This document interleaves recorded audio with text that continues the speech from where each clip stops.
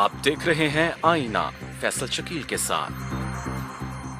अस्सलाम वालेकुम नाज़रीन, बात करेंगे JIT की रिपोर्ट की, जिसके हवाले से वज़ीर आज़म साहब का इस्तीफ़ा मांगा जा रहा है। वज़ीर आज़म साहब कह रहे हैं नहीं दूंगा। JIT की रिपोर्ट जो है बहुत उसमें डिटेल के अंदर काम किया गया है और बहुत सारे एस्पेक्ट्स जो हैं, पहलू जो हैं वो लोगों के सामने लेकर आए गए हैं। जिन पहलुओं की हम बात कर रहे हैं उसमें से आज एक ख़ास पहलू हम आपसे शेयर करना चाहते हैं। उस पहलू के हवाले से हम बताएं कि JIT ने एक ऐसा काम किया जिसमें उन्होंने नेशनल अकाउंटेबिलिटी ब्यूरो और FIA से रिकॉर्ड तलब किया, और ये रिकॉर्ड उन तमाम तर केसेस और इंक्वायरीज़ का था जो खालिसतन मियां मोहम्मद नवाज शरीफ साहब के हवाले से थी। हमने जब उनकी गिनती की तो पता चला 32 टोटल ऐसे केसेस हैं जो मियां नवाज शरीफ के हवाले से, करप्शन के हवाले से लिस्ट किए गए हैं उनके खिलाफ, और इनका रिकॉर्ड नेशनल अकाउंटेबिलिटी ब्यूरो और FIA से हासिल किया गया था। इन 32 केसेस के अलावा नैब ने इसी चैप्टर में इंक्वायरी रिपोर्ट में ये सिफारिश भी कर डाली कि मियां साहब के खिलाफ 3 रेफरेंसेस जो हैं कम अज़ कम वो खोले जाएं। ये सिफारिश सुप्रीम कोर्ट ऑफ पाकिस्तान को की। इस सिफारिश की कुछ वजूहात जो हैं वो हमें लगता है कि मनी ट्रेल के साथ जुड़ी हुई हैं। उनका कहना है कि जाली ख़त के हवाले से और मनी लॉन्ड्रिंग के हवाले से भी ये ख़ास अहमियत के हामिल हैं। और क्या क्या वजूहात हैं ये JIT बेहतर जानती होगी। 32 केसेस वो सामने लेकर आए हैं जो कि पड़े हुए थे सर्द खाने के अंदर। जो 3 केसेस की जिक्र कर रहे हैं, जो नैब सिफारिश कर रहा है कि 3 रेफरेंसेस खोल दें, वो उसका थोड़ा सा हम आपको बताना चाहते हैं। वो मियां मोहम्मद नवाज शरीफ और सैफुर रहमान साहब के खिलाफ हेलीकॉप्टर रेफरेंस के नाम से बहुत मशहूर था जब ये चल रहा था, बाद में बंद कर दिया गया, सर्द खाने की नज़र कर दिया गया। इसमें ख़रीदारी का मामला था हेलीकॉप्टर की। वो कहा जा रहा है कि दोबारा खोला जाए। अब उनके खिलाफ हुदैबिया पेपर मिल्स, जिसको अभी भी परसू किया जा रहा है JIT की तरफ से, और हमारे ख्याल में एक MLA रिक्वेस्ट भी पेंडिंग है जिसमें हुदैबिया पेपर मिल्स के हवाले से मज़ीद तफसील मंगवाई गई है ताकि पता चलाया जा सके कि एवनफील्ड फ्लैट्स जो हैं क्या वो उस पैसे से तो नहीं ख़रीदे गए जो हुदैबिया पेपर मिल्स के अंदर इन्वॉल्व था, और उसके अंदर कुछ सस्पिशस ट्रांजैक्शंस का भी जिक्र किया है JIT ने, जो कि शैमरॉक को की गई 1990s के अंदर। मज़ीद उसके हवाले से गुफ्तगू नहीं करेंगे क्योंकि JIT ने यह सिफारिश भी की थी कि MLA के हवाले से एक ख़ास वॉल्यूम है, उसके अंदर मज़ीद डिटेल्स हैं म्यूचुअल लीगल असिस्टेंस के हवाले से, उसको सुप्रीम कोर्ट ने भी अभी तक नहीं खोला है। जो 32 केसेस हैं उनकी तफसील भी आप स्क्रीन के ऊपर देख रहे होंगे। कुछ थोड़े बहुत हम भी आपसे शेयर कर लेते हैं। उनमें मियां नवाज शरीफ और दूसरों के खिलाफ एवनफील्ड लंदन की जायदादों की खरीदारी के हवाले से रेफरेंस भी है। आप हैरान होंगे सुन के कि सन 2000 में ये रेफरेंस दायर किया गया, और इसमें जो पानामा पेपर्स के हवाले से क्वेश्चन रेस किया गया है, या सुप्रीम कोर्ट जिसको प्रॉब करवा रही है कि ये पैसे मनी लॉन्ड्रिंग की गई और नाजायज़ पैसे से तो नहीं खरीदे गए, ये रेफरेंस ओरिजिनली 2000 में फ़ाइल किया गया था, सन 2000 में फ़ाइल किया गया था, और आज तक ये रेफरेंस पेंडिंग है नैब के पास। इसके ऊपर तफ्तीश जो है मुशर्रफ साहब के दौर में कुछ हुई थी, लेकिन उसके बाद तफ्तीश भी नहीं हुई। तो क्या ही बेहतर होता कि पहले ये मामला सेटल हो गया होता, तो आज जो हम लड़ाई देख रहे हैं, जो भाग दौड़ देख रहे हैं, मुल्क के अंदर एक अजीब सी फिजा कायम है जिसके अंदर और कुछ नहीं हो रहा सवाए पनामा के हवाले से मीडिया के अंदर, तो ये 2000 में भी काम हो सकता था। नाजायज़ तैनातियों की केस भी है मियां साहब के हवाले से, ये भी लिस्ट किया गया है JIT की तरफ से। खाद खरीदी गई, कहा गया कि मियां साहब ने नुकसान पहुंचाया और अपनी कंपनी को किसी को दे दिया, खाद मंगवाने का मामला भी है इसके अंदर। मियां मोहम्मद नवाज शरीफ और दूसरों के खिलाफ फॉरेन करेंसी अकाउंट्स की खुफिया मालूमात के लीक करने पर $500 मिलियन बैरून मुल्क मुंतकिल करने पर तफ्तीश भी है इसके अंदर। कुछ तफसील जो है आप वो अपने स्क्रीन के ऊपर भी देख रहे होंगे। सैफुर रहमान की कंपनी मैसेज रेडको को मरी में 15 एकड़ ज़मीन जो है मुंतकली के हवाले से मियां नवाज शरीफ के खिलाफ अपनी गलत अथॉरिटी इस्तेमाल करने के हवाले से तफ्तीश भी इसके अंदर लिस्ट हुई है। ये वो केसेस हैं नाज़रीन जो अदालतों के अंदर पेंडिंग पड़े रहे, चलते रहे और उसके बाद ख़ास अरसे के बाद इंक्वायरीज, रेफरेंसेस, केसेस जो हैं वो सर्द खाने की नज़र कर दिए गए हैं। कुछ मैं आपको तफसील उन 3 केसेस के हवाले से थोड़ी बहुत बताना चाहता हूँ जो कि सिफारिश की गई है मियां नवाज शरीफ साहब के ख़िलाफ़ खोलने की, और ये सिफारिश JIT की तरफ से की गई है। इन रेफरेंसेस के अंदर हमें पता है कि हुदैबिया पेपर मिल वाला मामला जो है वो सर फहरिस्त है, और इसमें कहा जा रहा है कि एक अलहदा और तफसीली रिपोर्ट जमा करवाई जा चुकी है। नाकाबिले तरदीद दस्तावेजी सबूतें, मनी ट्रेल और बैंक रिकॉर्ड की मौजूदगी में ये सिफारिश की जाती है कि नैब को लाहौर हाई कोर्ट के हुक्म के हवाले से सुप्रीम कोर्ट में अपील दायर करने का हुक्म दिया जाए। मियाँ साहब ने रायविंड के हवाले से भी मौजूद है रेफरेंस, जिसमें सिफारिश की गई है कि कतरी खत वाला मामला है और मालियाती ज़राए की अदम दस्तयाबी की बुनियाद पर नैब को हुक्म दिया जाए कि वो इस केस का असर नौ जायज़ा ले और लाहौर हाई कोर्ट के हुक्म के हवाले से सुप्रीम कोर्ट में अपील दायर करे। स्टेट बनाम मियाँ मोहम्मद नवाज शरीफ, मियाँ शरीफ और Shamim Akhtar, reference number 7 of 2000, मुबैना तौर पर मियाँ शरीफ, शमीम अख्तर और मियाँ नवाज शरीफ ने रायविंड स्टेट में आलिशान और इमारत और मेंशंस तामीर किए हैं जो इनके ज़राए आमदन से मुताबिकत नहीं रखते हैं। इसकी भी सिफारिश की गई है कि इसे खोला जाए। ये केसेस खोलने के हवाले से और केसेस लिस्ट करने के हवाले से नाज़रीन हमें समझ नहीं आया कि ऐसे केसेस का रिकॉर्ड JIT ने क्यों मंगवाया जिसका बराह रास्त ताल्लुक एवनफील्ड फ्लैट्स के पेपर्स के साथ नहीं है। कुछ सिफारिश की गई है 3 केसेस के हवाले से कि वो खोल दें आप, उसमें शायद मनी ट्रेल का मामला हो, लेकिन बाकी केसेस लिस्ट करने के हवाले से वजूहात समझ नहीं आती हैं। और इसमें हैविंग सेड दैट इदारों की कारकर्दगी के ऊपर बहुत बड़ा सवालिया निशान है। इदारे क्या कर रहे हैं? ये केसेस जब फाइल हो जाते हैं, जब समातें शुरू हो जाती हैं, जब तफ्तीशें शुरू हो जाती हैं, उसके बाद इनको सर्द खानों की नज़र क्यों कर दिया जाता है? कौन सी वो ताकत है, कौन सी वो कुव्वत है जो इदारों को मजबूर कर देती है कि वो बिल्कुल ही सरेंडर कर दें और बिल्कुल परसू ना करें ऐसे केसेस जो हमारे हुक्मरानों के हवाले से हों, ना सिर्फ शरीफ ख़ानदान के हवाले से बल्कि आसिफ अली जरदारी साहब के हवाले से ये काम चलता रहा है, हमें पता है, और किसी ना किसी मोड़ पर सर्द खाने की नज़र कर दिया जाता है।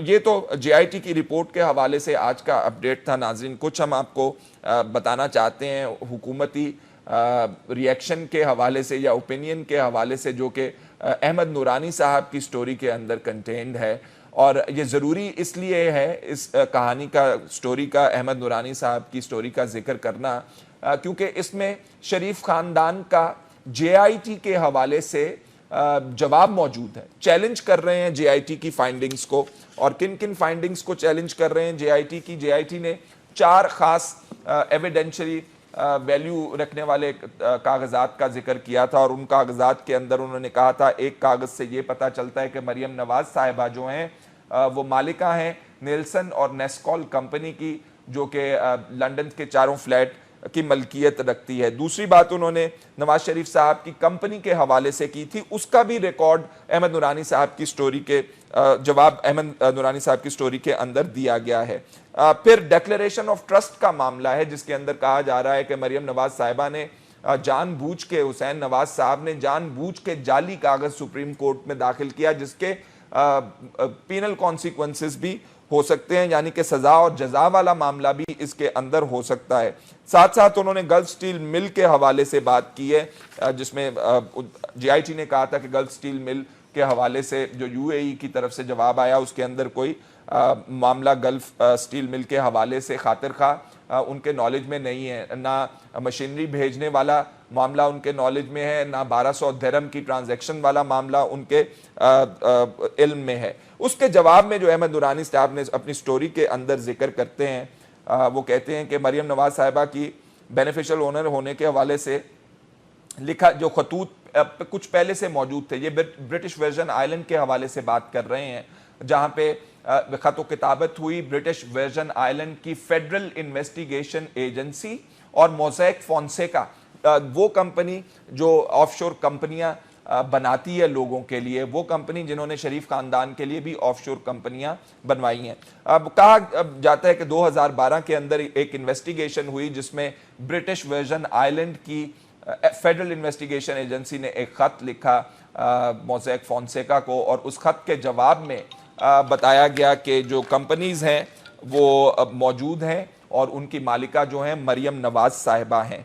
इस खत की जो अटेस्टेशन है या जो एंडोर्स किया गया है, जेआईटी ने उसका जिक्र किया गया, कहा है कि ये खत को ब्रिटिश वर्जन आइलैंड के अटॉर्नी जनरल साहब ने अटेस्ट किया था। अहमद नूरानी साहब ने जो स्टोरी फाइल की है उसमें शरीफ खानदान का वर्जन नजर आता है, उसकी झलक नजर आती है, और इस स्टोरी के अंदर उन्होंने हुसैन नवाज साहब से बात भी की है। उनका कहना है कि ब्रिटिश वर्जन आइलैंड की एक खास ऑर्गेनाइजेशन तंजीम है, जिस तरह पाकिस्तान के अंदर SECP है, securities and exchange commission of Pakistan, जो कंपनीज को रजिस्टर करती है। ब्रिटिश वर्जन आइलैंड की भी एक ऐसी ही तंजीम है जो कंपनीज को रजिस्टर करती है। वहां से जवाब जेआईटी ने हासिल नहीं किया। कुछ चालाकी से सवालात देकर जवाबात अपनी मर्जी के ले लिए, और साथ लिखा है कि जिस ब्रिटिश वर्जन आइलैंड की कंपनी में से जवाब दिया गया कि ये मरियम नवाज साहिबा मालिका हैं नेल्सन और नेस्कॉल की, कहा गया कि हो सकता है उस कंपनी के एम्प्लॉय से गलती हो गई हो। तो चेक करना चाहिए था अहमद नूरानी साहब की स्टोरी के हवाले से ब्रिटिश वर्जन आइलैंड की उस तंजीम को जो कंपनियां रजिस्टर करती है, जेआईटी ने वो नहीं किया। ये है एक सवाल के हवाले से। FZE कैपिटल के हवाले से वो लिखते हैं कि वहां से चेयरमैन की कोई पोस्ट ही मौजूद नहीं है। जेआईटी की तरफ से कहा गया कि मियां नवाज शरीफ साहब जो हैं, एक नई उनकी ऑफशोर कंपनी निकल आई है FZE कैपिटल। तो अहमद नूरानी साहब अपनी रिपोर्ट में लिखते हैं कि ऐसी कोई बात नहीं है, वहां पे तो पोस्ट ही कोई नहीं है इसी कंपनी की। तो उन्होंने कहा कंपनी ऑफशोर कंपनी नहीं है। हुसैन नवाज साहब को कोट करते हुए उन्होंने कहा कि ये शरीफ खानदान की कंपनी है, और लेकिन ये ऑफशोर कंपनी नहीं है, और ना ही मियां साहब ने इसमें कभी तनख्वाह ली है, इसलिए जेआईटी इस हवाले से बिल्कुल ही गलत है। दुबई के मुआहदे के हवाले से उन्होंने बताया कि अहमद नूरानी साहब ने अपनी रिपोर्ट में कि अल आली से मुआहदे का पूछ सकते थे। अल आली, नाजरीन आपको थोड़ा सा पस मंजर बयान कर दें, ये गल्फ स्टील मिल के हवाले से, यूनाइटेड अरब एमिरेट्स के हवाले से बात है, जहां पे गल्फ स्टील बनाई गई और बाद में अल आली स्टील के नाम से इसे जाना जाता रहा। एक मुआहदा जब किया गया इसके शेयर्स की सेल के हवाले से, उसके बाद इसका नाम अल आली हो गया। तो इसमें अहमद नूरानी साहब कहते हैं कि यहाँ पे भी चालाकी से सवाल दिए गए यूएई को और सही जवाबात नहीं लिए गए। हालांकि कॉपियां मौजूद हैं मुआहदे की, जिस मुआहदे से 12 मिलियन दिरहम की सेल जो है जनरेट हुई थी, उसकी कॉपियां भी मौजूद हैं और वो अल आली की एडमिनिस्ट्रेशन के पास मौजूद हैं। उनसे राब्ता नहीं किया गया जेआईटी वालों की तरफ से। ये किया जाना चाहिए था, लेकिन वो कहते हैं कि जेआईटी ने चालाकी से सवाल ऐसे फ्रेम किए थे और अपने फरेब में और अपने दाम में फंसाया मिनिस्ट्री ऑफ जस्टिस यूएई को। और साथ ही चौथा जो मामला है वो डिक्लेरेशन ऑफ इंटरेस्ट का है, जो मरियम नवाज साहिबा ने दाखिल किया था। उसके हवाले से उनका कहना है कि जो कैलिब्री फॉन्ट है वो डाउनलोड किया जा सकता था। उस वक्त बेशक वो कमर्शियली अवेलेबल नहीं था, बेशक वो लोगों के इस्तेमाल के लिए अवेलेबल नहीं था, लेकिन वो एक खास वेबसाइट पर से डाउनलोड किया जा सकता था, और डाउनलोड करके वो फॉन्ट जो है 2006 में ही इस्तेमाल हुआ है। तो ये कहना गलत है कि 2007 में जब वो कमर्शियली आया था तो तभी अवेलेबल है। अब आप जितनी भी बातें करते रहें, आप जितने भी बयानात करते रहें, देते रहें, तौजीह पेश करते रहें, जस्टिफिकेशन पेश करते रहें, आखिरकार आपको एंड में सुप्रीम कोर्ट ऑफ पाकिस्तान को सेटिस्फाई करना है। मीडिया के थ्रू रिपोर्ट से लोगों के लिए तो कुछ आप गोश गुजार कर सकते हैं, लेकिन असल जंग जो है वो सुप्रीम कोर्ट ऑफ पाकिस्तान में लड़ी जाएगी। नाज़रीन, इसके साथ प्रोग्राम के हवाले से हम अगले सेगमेंट में आपको बताना चाहते हैं कि हम बात कर रहे हैं वकला के हवाले से। जो वकला कह रहे हैं कि इस्तीफ़ा मांग रहे हैं जब से जेआईटी की रिपोर्ट आई है। जेआईटी की रिपोर्ट आने से पहले वकला के दरमियान जो ओपिनियन था वो डिवाइडेड था कि वज़ीर आज़म साहब के हवाले से क्या किया जाए, लेकिन जेआईटी की रिपोर्ट के आते ही लगता है तमाम तर बार्स जो हैं एक होती जा रही हैं। आज लाहौर हाई कोर्ट बार में एक इजलास भी हुआ और इजलास के बाद रैली भी निकाली गई। उसकी तफसीलात के लिए हम चाहते हैं हमारे नुमाइंदे अब्दुर्रहमान हमें अपडेट करें। नुमाइंदा वक्त टीवी। अब्दुर्रहमान, आप मुझे सुन सकते हैं? हाँ जी बिल्कुल फैसल भाई। अब्दुर्रहमान, बताइएगा आज इजलास में क्या हुआ और रैली में कितने लोग थे? हाँ जी, लाहौर हाई कोर्ट बार के वकला के जनरल हाउस का जो इजलास है ये हर जुमेरात को हो रहा है। वजीर आजम के इस्तीफे के हवाले से JIT के सामने जो वजीर आजम के इस्तीफे का मुतालबा था वकला की जानब से, उस हवाले से आज ये इजलास मुनक्कद होना था। ताहम जो ही इजलास की कार्रवाई शुरू हुई तो मुस्लिम लीग नून के जो वकला हैं वो बार में आ पहुंचे और उन्होंने स्टेज पर कब्जा करके नारेबाजी शुरू कर दी। उनके हाथों में मियां नवाज शरीफ जो तस्वीर भी उन्होंने उठा रखी थी।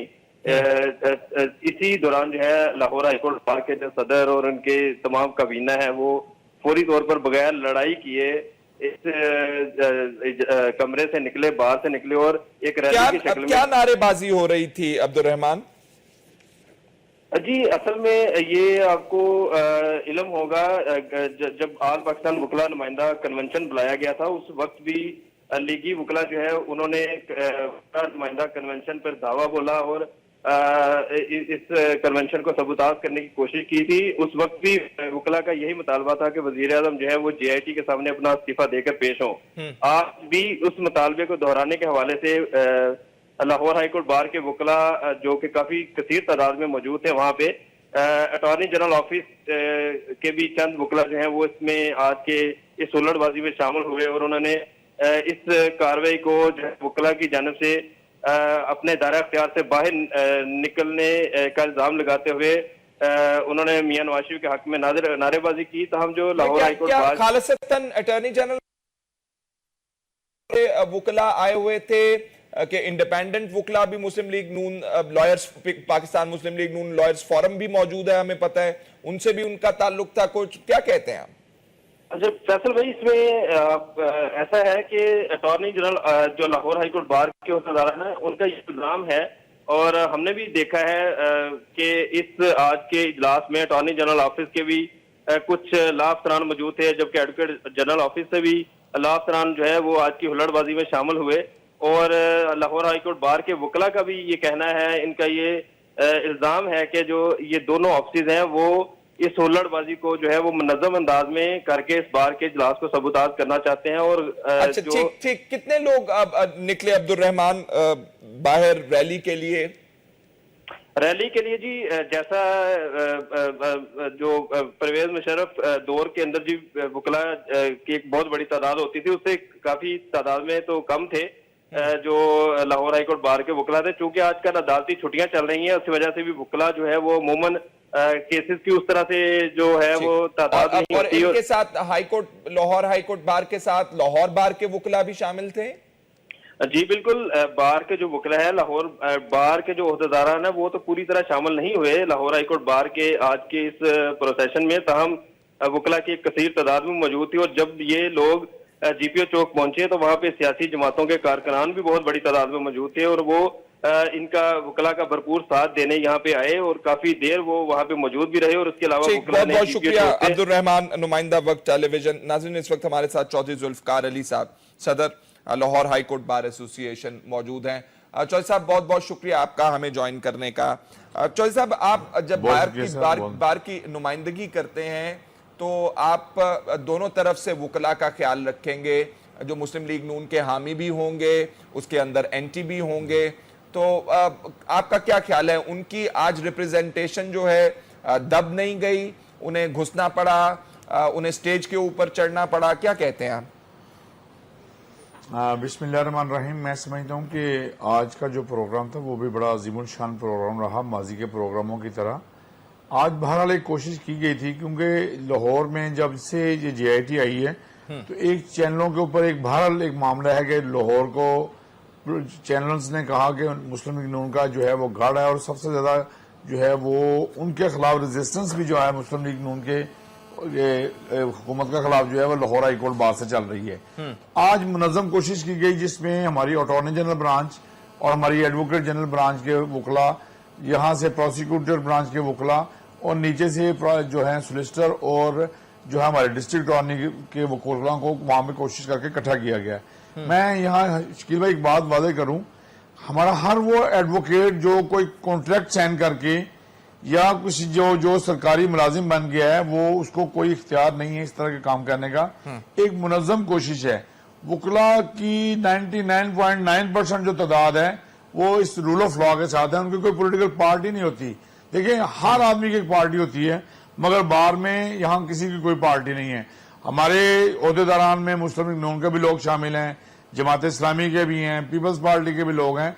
तो यहाँ हम सब यहाँ अपनी अपनी पार्टी में मैं आपकी बात समझ गया हूं, लेकिन चौधरी साहब क्या आप ये कहने की कोशिश कर रहे हैं कि खालिसतन आज जो इजलास में लोग आए, वकला आए, वो सिर्फ एडवोकेट जनरल ऑफिस से ताल्लुक था, अटॉर्नी जनरल ऑफिस से ताल्लुक था और प्रोसिक्यूशन या सॉलिसिटर आप कह रहे हैं ब्रांच से ताल्लुक था।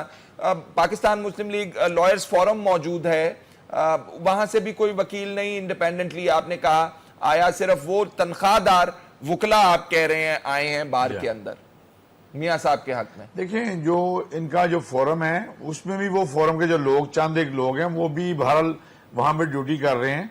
मैं ये बात कहना चाहता हूं शकील भाई, एक बात बड़ी जहन में रहे कि बार में जो बार का जो उसमें हाउस का यूनानिमस फैसला वो प्रिवेल करता है। आपके सामने है कि इस वक्त तक जो भी मामला हुआ, इससे पीछे भी जो इजलास था उसमें भी और आज भी जो थोड़ी बहुत कोशिश हुई, मगर बहरहाल इजलास हुआ।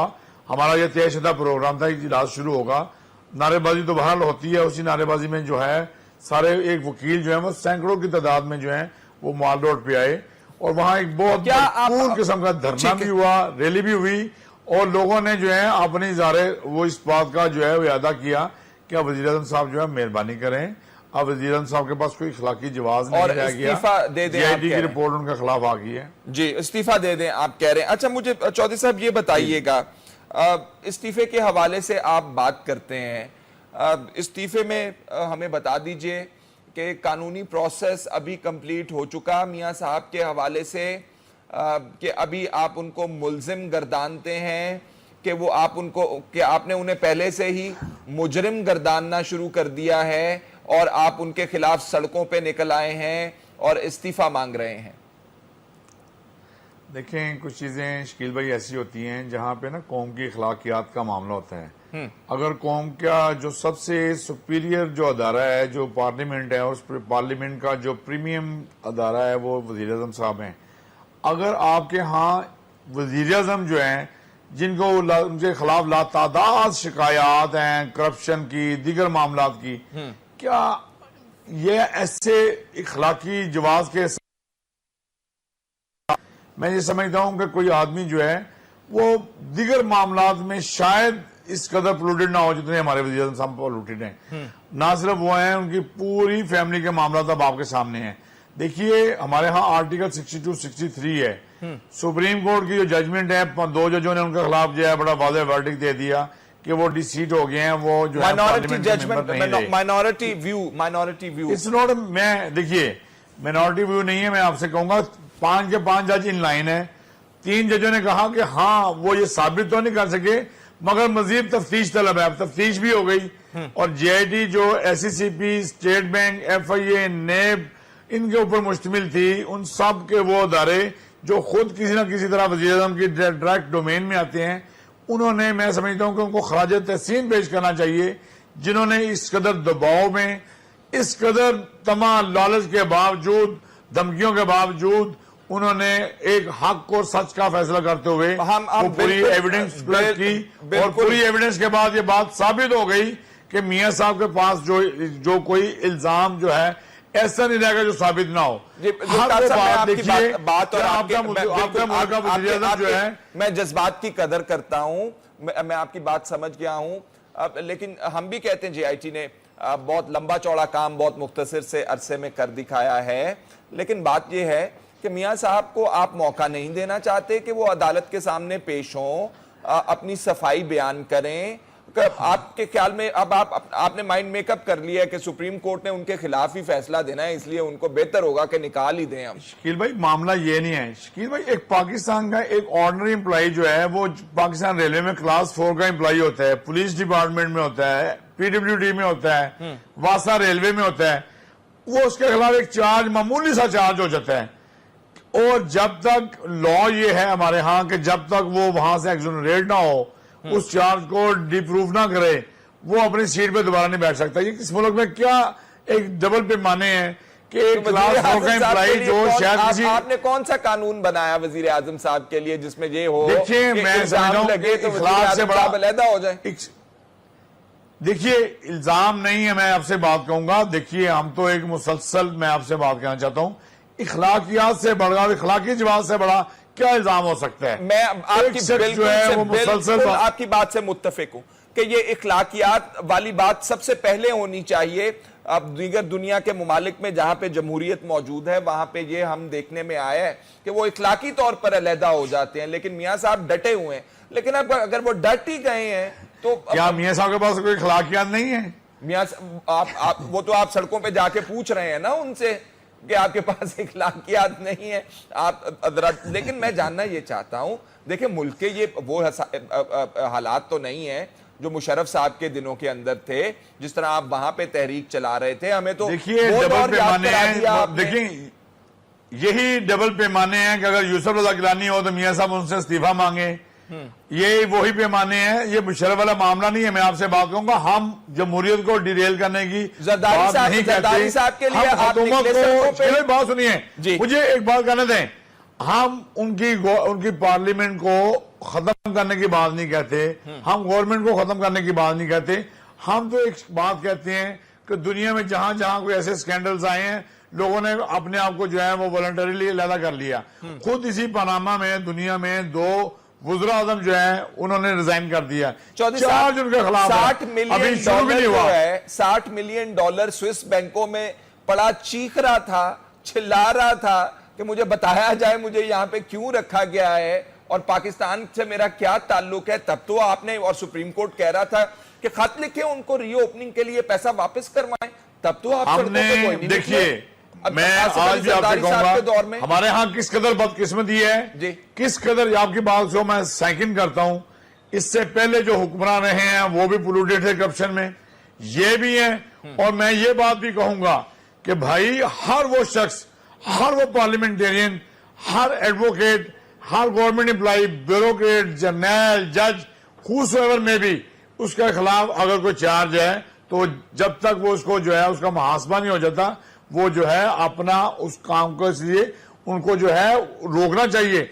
मैं आपसे ये बात कहना चाहता हूँ, मैं आपके आगे जो बात कहूंगा कि आप ये बात कहते हैं, आज के हालात जो है वो आपके सामने है। चौधरी साहब, अब सिंध में से कितने लोग फारिग हो जाएंगे, इधर से कितने लोग फारिग हो जाएंगे, पंजाब में से कितने? देखिए जिनके खिलाफ तो प्रूव हो गया, मेरी बात सुने, देखिए जिनके खिलाफ तो प्रूव है। देखें कुछ लोगों का, देखिए एक काम तो है कि जो अदलिया ने करना है, एक काम जो है वो हमने खुद भी करना है।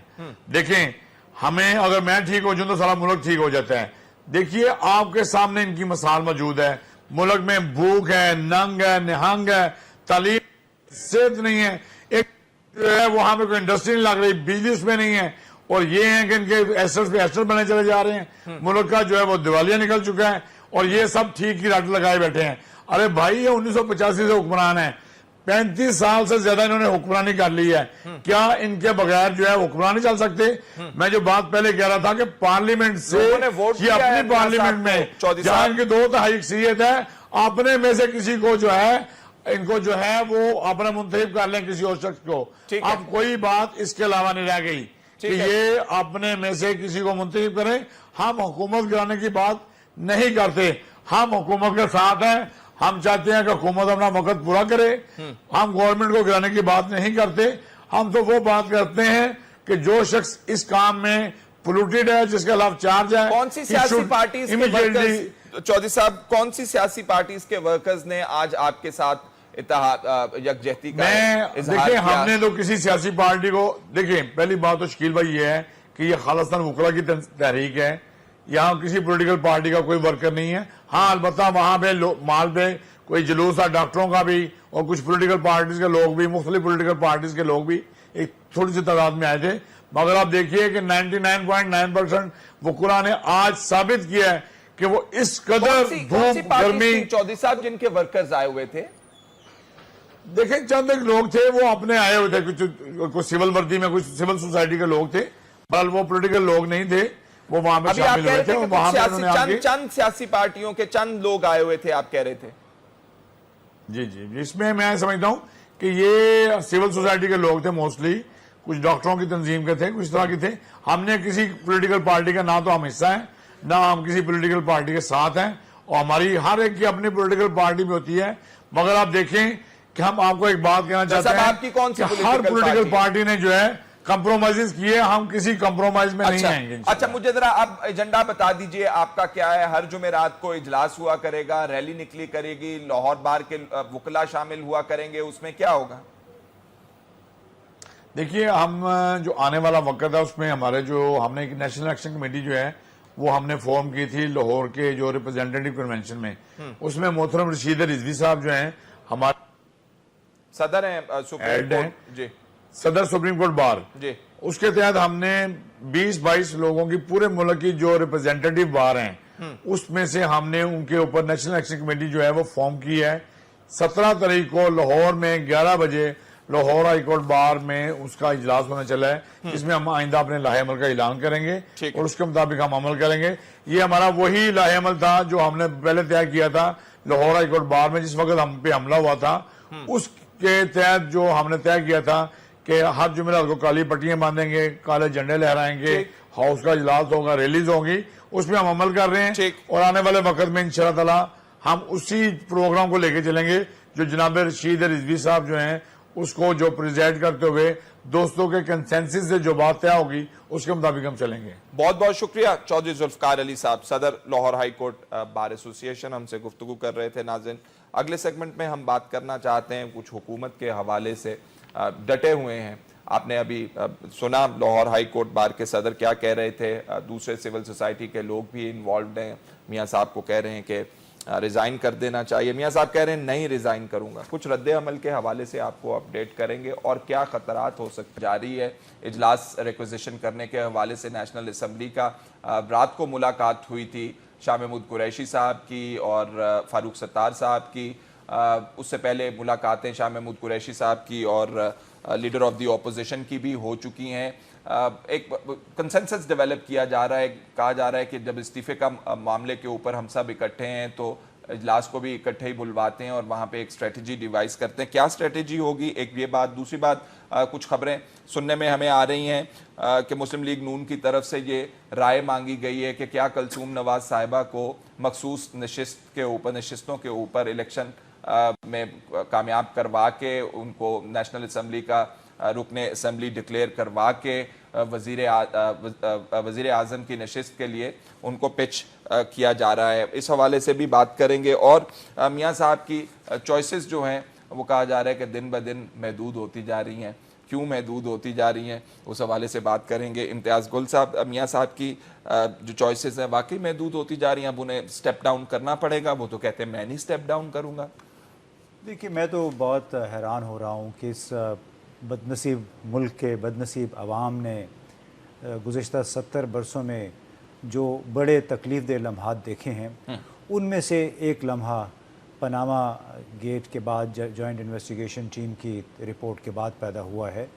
और जितनी भी बहस चल रही है, मुझे देख देख के इस पे अफसोस ये होता है कि चंद हक़ाइक़ हैं जो सामने आ गए हैं और उसके बावजूद वज़ीर आज़म साहब ये कह रहे हैं कि वो आखिर दम तक लड़ेंगे। आखिर दम तक आप किस चीज़ के लिए लड़ते हैं? किसी उसूल की खातिर लड़ते हैं, किसी जान बचाने के लिए भी लड़ते हैं, किसी कदर के लिए लड़ते हैं, किसी नज़रिए के लिए लड़ते हैं। अब इन्होंने जिन कदरों का मुजाहरा किया है, कतई नज़र इसके कि JIT ने क्या किया है।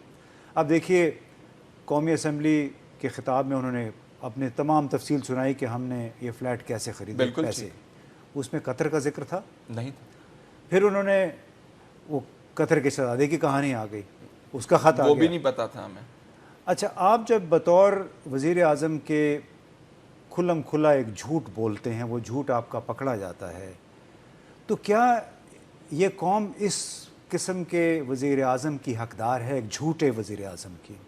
इससे ज़्यादा कोई बेहतर इसकी तारीफ़ नहीं हो सकती। यकीन कीजिए, जिन मुल्कों में थोड़ी बहुत वो जमहूरियत है, जिस जमहूरियत के घोड़े पे सवार हो के ये हम ऐवानों में पहुंचते हैं, वहाँ पे तो जब पनामा पेपर्स में इनका नाम आया उस वक्त, या उस वक्त नहीं तो जब ख़ास तौर पे जब सुप्रीम कोर्ट का फ़ैसला आ गया था, उस वक्त तो इनको मुस्ताफ़ी हो जाना चाहिए था, इसलिए कि 5 के 5 जजों ने ये कहा था कि JIT होनी चाहिए। यानी 2 ने तो साफ फैसला इनको अमलन अहल करार दे दिया, लेकिन बाकी 3 ने भी कहा कि चले थोड़े से गुंजाइश है, जो कहते हैं बेनिफिट ऑफ डाउट, वो इनको दे दिया। तो लिहाजा किसी भी इखलाकी इंटेग्रिटी जो कहते हैं, मॉरल इंटेग्रिटी, वो रखने वाले कोई भी शख्स, किसी भी शख्स के लिए चॉइसेस उस वक्त ख़त्म हो गई थी अमलन जब सुप्रीम कोर्ट का फैसला आया था। अब उसके बाद ये लटके हुए अददी तौर पे जो पार्लियामान में नंबर हैं वो तो जाहिर है इनके पास हैं, लेकिन एक मामूली अक्सरियत तो है उनके पास, लेकिन आप अगर सिर्फ इसको बुनियाद बना लें और आप ये समझें कि चाहे आपने चोरी की है, आपने गलत जो पुराने नए, अब तो बका का मामला आ गया ना इम्तियाज साहब, लेकिन ये ये उनकी पार्टी की सियासत का मामला नहीं, यही तो आप उनकी जबान बोल रहे हैं। पार्टी की बका का मसला नहीं है, ये इस खानदान की सियासत कैसे बका का मसला नहीं है? पहले हम जरा जांच लें ना, इमरान खान साहब की पार्टी इमरान खान साहब के नहीं तो वो जाए ना, उनके खिलाफ जो अगर जो शिकायत है किसी को, किसी के खिलाफ, जनरल के खिलाफ शिकायत है तो ये हुकूमत है, किसी जज के खिलाफ है तो सुप्रीम जुडिशल काउंसिल में रेफरेंस भिजवाएं। बिल्कुल ठीक है। ये मसला अगर ये मुस्ताफी होते हैं तो क्या इससे हुकूमत खत्म हो जाती है? हुकूमत नहीं खत्म। 180-82 के करीब इनके अरकान असेंबली, माशाल्लाह बड़े अच्छे लायक फायक लोग हैं। अब अगर जो आप हमें बात सुना रहे हैं कि बेगम कुलसूम नवाज साहिबा को इंतखाब लड़वा, जराए से ये खबर है, देखिए जो भी, अगर किसी ने इस बात पे सोचा भी है तो क्या इस मुल्क की ये तकदीर है कि जो भारत में 20 साल पहले हुआ, लालू प्रसाद यादव को इस्तीफा देना पड़ा और राबड़ी देवी अपनी बीवी, बिल्कुल अनचिट्टी अनपढ़ बेगम को उसने वजीर आला बनवा दिया। क्या इस दौर में ये मुल्क, इस मुल्क के जो 200 मिलियन अवाम है जो इनके अयाशियों के लिए टैक्स देते हैं, क्या इसके मुस्ताक हैं ये? ठीक है, तो अब आप क्या समझते हैं, इनको अपनी पार्टी में से क्यों कोई शख्स पसंद नहीं आता वजीर आज़म के? भाई साहब, इस सब लगता यह है कि ये पार्टी को और इस मुल्क को अपनी शख्सी जागीर समझते हैं। देखिए ना, एक प्रिंसेस की तरह या मलिका की तरह मरियम नवाज़, जो कि मरियम सफदर होना चाहिए अगर कैप्टन सफदर अभी तक उनकी फैमिली के मेंबर हैं, उन्होंने ये कह दिया कि JIT रिपोर्ट इज़ रिजेक्टेड। आपने भी पढ़ा होगा, बड़ा मशहूर ट्वीट है उनका। तो इनसे कोई ये पूछे कि आपने किस हैसियत में, पीपल इन क्वेश्चन, वो जो है सिर्फ आप नहीं हैं, वज़ीर आज़म भी हैं, उनकी तरफ से कोई नहीं, तो या तो फिर ये बात माने कि हम बाकायदा उनकी टीम के मेंबर हैं, तो उसमें छुपाने की क्या बात है? अगर डोनाल्ड ट्रंप की बेटी और उसका दामाद उसके एडवाइज़र हो सकते हैं तो मरियम नवाज़ भी हो सकती है। खुल के इनको इसका इजहार करना चाहिए, छुपने की क्या ज़रूरत है? तो उसमें मसला ये है कि बड़े अच्छे लोग हैं पार्टी के अंदर, खुदा के लिए मूव फॉरवर्ड, इस मुल्क को आप आगे ले जाएं, इस दलदल में से निकालें जिस दलदल में ये 70 साल से फंसा हुआ है, सिर्फ इसी वजह से कि PTI को देखे तो इमरान खान है, पीपल्स पार्टी को देखे तो वो एक बदकिस्मती से वो जरदारी साहब के हथे चढ़ गई है, इनको देखे तो शरीफ है, इनको शरीफों के अलावा और कोई बदमाश या शरीफ नज़र ही नहीं आता। तो इम्तियाज़ साहब, ये फिर बात तो यही हुई ना कि वो जो पावर है पॉलिटिकल, उसको अपने पास रखना चाहते हैं। अगर कुलसूम नवाज साहिबा के हवाले से वो सोच रहे हैं तो फिर वो पार्टी का नहीं सोच रहे हैं, वो सिर्फ अपने तय सोच रहे हैं। ये तो जो पार्टी के अंदर जो लोग ये मशवरे दे रहे हैं, या वो लोग जो उछल के चीख के इनके हक में बोल रहे हैं, हमें उनकी तरफ से भी तशवीश होनी चाहिए कि ये किस किस्म के, क्या ये बाज़मीर लोग हैं, क्या ये कोई बासूल लोग हैं कि ये बात साबित होने के बावजूद कि वज़ीर आज़म ने झूठ बोला हुआ है, ये बात साबित होने के बावजूद कि जो मरियम नवाज़ ने डिक्लेरेशंस दिए हैं वो जाली हैं, और ये बात साबित होने के बावजूद कतई नज़र इसके कि आपने क्या ज़राए इस्तेमाल किए मालूमात हासिल करने के लिए कि वज़ीर आज़म अप्रैल 2014 तक एक UAE की कंपनी के बाकायदा तनख्वाहदार चेयरमैन रहे हैं।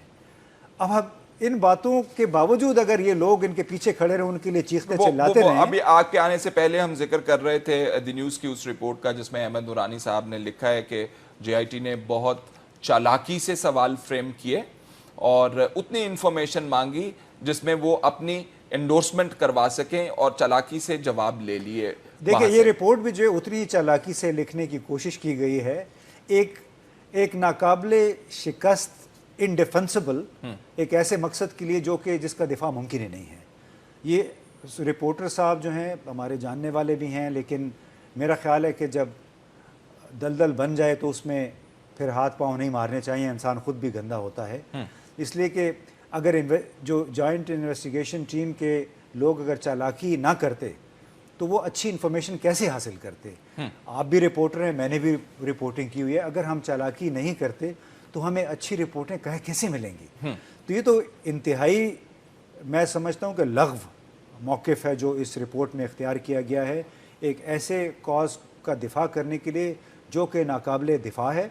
और इन्होंने कल अब इस रिपोर्ट में इन्होंने अपने एक माफ़ीनामा भी छपवाया था, वो पहले वाली रिपोर्ट के अंदर माफ़ीनामा भी गया। तो इनको बेहतर ये था कि जिस तरह मुस्लिम लीग वाले अपने ख़ुद को मज़ीद रुस्वा कर रहे हैं इनके दिफा में, ये भी खुद को मजीद रुस्वा न करवाएं बतौर एक जर्नलिस्ट के इस किस्म की रिपोर्टें लिख के। मुझे हैरानी हुई कि एक तरफ तो वो बात कर रहे थे जेआईटी की चालाकी की, कि चालाकी से उन्होंने इंफॉर्मेशन ली और अगर मगर करके जो है वो जवाब बना के रिपोर्ट पेश की है, और दूसरी तरफ कह रहे थे कि मोज़ेक फोंसेका ने जो जवाब दिया फेडरल इन्वेस्टिगेशन एजेंसी को बीवीआई की, हो सकता है वो गलती से किसी ने उनके निजी एम्प्लॉई ने मोज़ेक फोंसेका गए गलती से जवाब दे दिया हो कि ये मरियम नवाज साहिबा मालिका हैं इन कंपनीज। अभी एक्चुअली जेआईटी को अहमद रुनानी साहब को भी इन्वेस्टिगेट करना चाहिए कि ये इम्तियाज साहब ये देखें, अब आप रिपोर्टर की कुछ तो इस्तेहकाक रहने देना। मैं रिपोर्टर का इस्तेहकाक उस वक्त तक होता है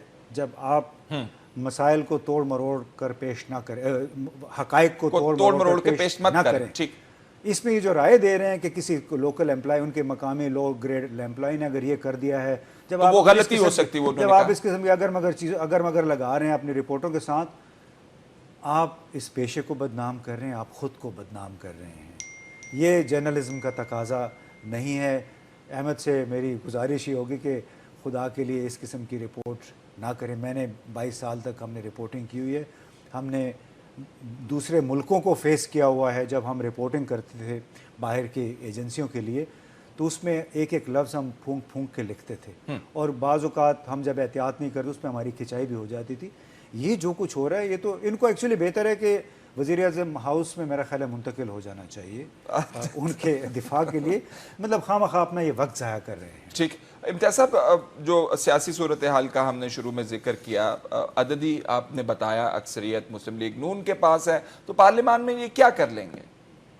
रिक्वेजिशन किया है इन्होंने, इजलास असल जो डिफीट होनी है वो सुप्रीम कोर्ट से होनी है, क्योंकि वो कहते हैं I will not step down. बिल्कुल सही है, आपने बिल्कुल सही बात कहा। हम जितने भी ये चहमगोइयाँ हो रही हैं, हम अपनी जो ये फजूल बातें, हम एक बहस शुरू की हुई है, मैं शुरू में जो मैंने कहा उसके मुताबिक ये सारी बहस बड़ी फजूल है, इसलिए कि इसमें इखलाकी उसूल एक आ रहा है, उस पर आया वज़ीर आज़म ख़ुद को इस्तीफ़ा देते नहीं, वो अलग बात है।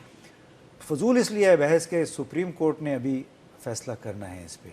I agree with you। और उसके अंदर इम्तियाज साहब, we've become an elitist media, जो कि सिर्फ पॉलिटिक्स और वजीर आजम के हवाले से हम जानना बता रहे हैं लोगों को। मुल्क के अंदर क्या हो रहा है, कौन खुदकुशियां कर रहा है, कौन सैलाबों के अंदर बह रहा है, किनके फसलें डूब रही, हम नहीं बता रहे। तो ये एक एलिमेंट। दूसरा, उसमें हम पाकिस्तानी के तौर पे हमें इस बात पे फ़ख्र होना चाहिए कि भले जिस कदर मुतनाज़ जेआईटी को उन्होंने बनाने की कोशिश की, उसमें कुछ हक़ाइक़ ऐसे सामने आए हैं जो नाकाबिले तरदीद हैं।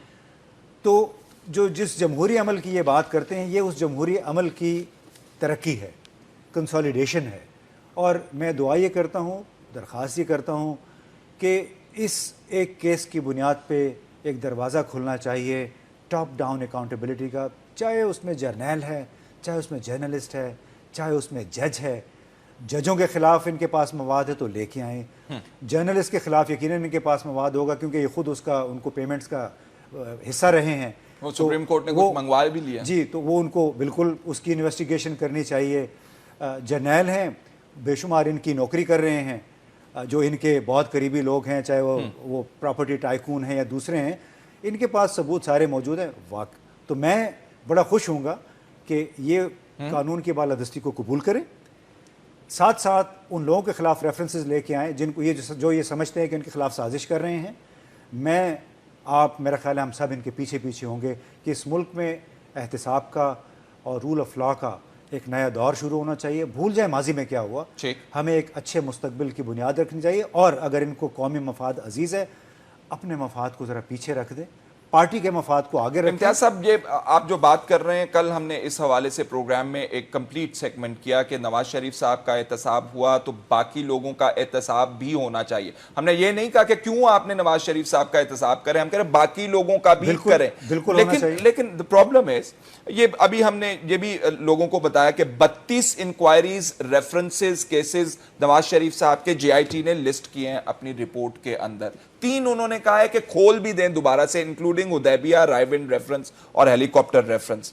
सवाल ये पैदा होता है कि अगर इदारों के अंदर इस्तात नहीं होगी, एक केस के अंदर सुप्रीम कोर्ट ने बड़ा जबरदस्त जुर्रत का मुजाहरा किया, कानून के ऊपर अमल करवाया और ये सामने आया, बाकी केसों का क्या करें? किस किस के पीछे भागे? नैब के पीछे भागे, एफआईए के पीछे भागे, किस किस के पीछे भागते रहे? देखिए, अब सारे केस तो आप नहीं खोल सकते हैं, लेकिन 100, 200, 400 केस बिल्कुल खोल सकते हैं। उसके लिए तमाम हुक्मरान अशराफिया को इत्तेफाक करना होगा बिला इम्तियाज एहतसाब पे, उस पर इत्तेफाक करना होगा। जरदारी साहब इत्तेफाक कर लेंगे? जरदारी साहब करें ना करें, फजलुर रहमान साहब कर लेंगे? देखिए, फजलुर रहमान अगर अक्सरियत करती है तो फिर ना जरदारी काउंट करता है ना फजलुर रहमान काउंट करता है।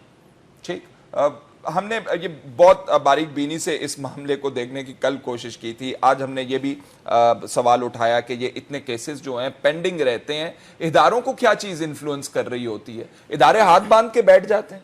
इदारे, देखिए, इस मुल्क में जो खराबी की एक बहुत बड़ी वजह फ़ौज और सियासतदानों के साथ साथ शायद सबसे ज़्यादा ज़िम्मेदार ब्यूरोक्रेसी है, अफसरशाही है। इसलिए कि अफसरशाही मुकम्मल तौर पे चूँकि एक रियासत की मुलाजिम है, वज़ीर आज़म की या वज़ीर आला की मुलाजिम नहीं होती। लेकिन हमने जो 70 साल में देखा है कि ब्यूरोक्रेट अपनी प्रमोशन के लिए, अपनी मुराद के लिए, अपनी बैरून मुल्क पोस्टिंग्स के लिए हर वो काम कर गुजरने को तैयार होते हैं जो कानून के मुताबिक नहीं होना चाहिए, जो मुल्क के तवीलुल मफाद में नहीं होना चाहिए। यानी कौमी मफाद से मुतसादम, अवामी मफाद से मुतसादम फ़ैसले करते हैं, उनको फैसिलिटेट करते हैं, जिसकी वजह से इस मुल्क में आप जिस तरफ चले जाएं, जिन इदारों की आपने बात की, अब कहीं भी चले जाएं आपको एक बड़ा इन्हितात नज़र आता है। उसकी सबसे बड़ी वजह मैं समझता हूँ वो ब्यूरोक्रेट हैं जो मुख्तलिफ़ औकात में कलीदी ओहदों पर रहे हैं और उन्होंने, चाहे वो फ़ौजी हुक्मरान था चाहे सिविल हुक्मरान था, उनकी गलत बातें मान के ऐसे मुआहदे किए हैं, ऐसे लोगों को तैनात किया है जो तवीलुल मयाद नुक्ते नज़र से पाकिस्तान के लिए नुकसानदेह हुआ है। और मेरा ख्याल है वजह ये हुई नाज़रीन के अब हमने अपने मुल्क के अंदर एक सीरियस एहतसाब की कभी दाग बेल सिरे से डाली ही नहीं। इम्तियाज सुल साहब, thank you very much for being on the show. नाज़रीन, प्रोग्राम का वक्त ख़त्म हुआ जाता है, इजाज़त दीजिए, अल्लाह हाफ़िज़।